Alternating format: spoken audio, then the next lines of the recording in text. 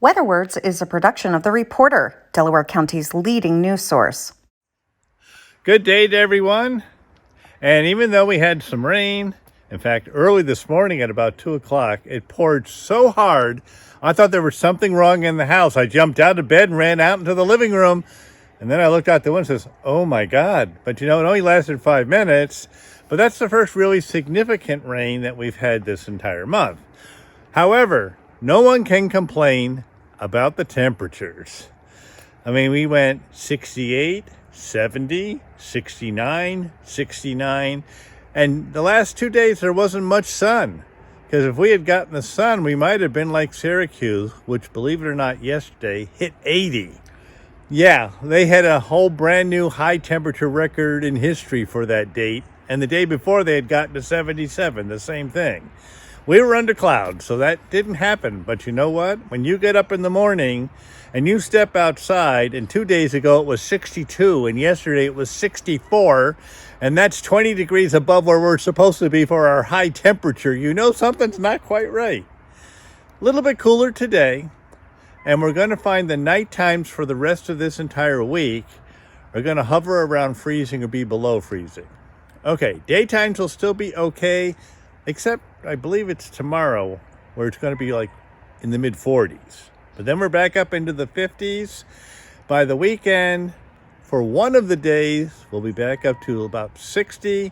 And again, remember now, the last time I spoke to you, the daytime high average for us was supposed to be 48. Well, believe it or not, we're down to 46 for what's supposed to be our high temperature.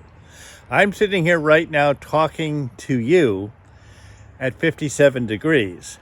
It was 61 when I got up, okay? I cannot complain, okay? I don't think anyone else can either. In fact, I noticed someone beat me to it. There's a couple of people in the village that have hung up their Christmas decorations already. They're not turned on, but they put them up. Mine are on the front porch. I'm going to do that later. Because like I said, easier to get it up now, even though you don't turn it on, because the traditional day for that is Thanksgiving night. But anyway, also remind everyone, please go out and vote. I don't care whether you're Democrat, Republican, or Independent. If you don't vote, then don't express your opinion after it happens, because at least you can say, I went and voted. So please go out and vote. And also, if it's a clear sky tomorrow night, which I think it's supposed to be, there's a lunar eclipse. Okay. So we'll be able to see that. The whole entire United States sees it, and so does this whole section of the world. So it's no big deal as long as we don't have clouds. Normally what happens here, it pours on us, and we never get to see most of this stuff. But I think it's going to be okay tomorrow night. So be prepared for more normal temperatures to come. And the big thing is going to be this coming weekend, a big, huge storm system's going to come through, and I think it's going to pull the cold air down from Canada. And usually once that happens with something big like that, it stays here. We'll have to wait and see.